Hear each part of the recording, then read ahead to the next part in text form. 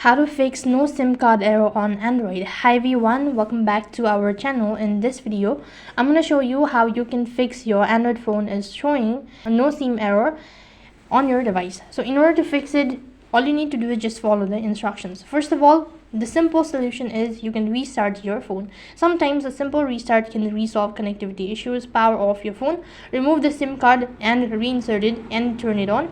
That might be able to work. If you're still unable to fix it, then you can also ensure that the SIM card is properly inserted into the SIM tray and it is clean as well.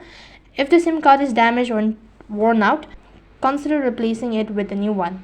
Apart from it, you can also try turning on your airplane mode. So for that, scroll down and click the airplane mode. Make sure to turn it on for 20 seconds, and after that you might be able to fix it.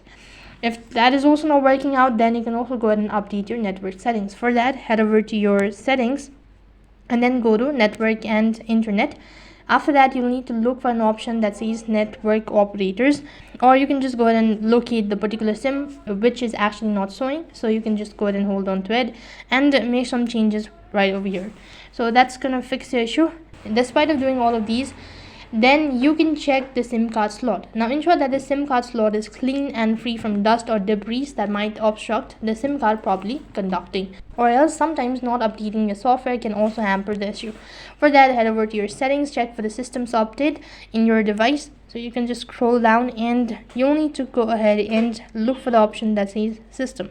Over here, you'll be able to find a system update. Go ahead and check for an update. After updating your device, it might be able to work. And these were some of the ways to fix no SIM card error on Android. That is all for this video. I hope the video was helpful. If it did really help you, make sure to like, share and subscribe to our channel. Thank you for watching. See you in the next video.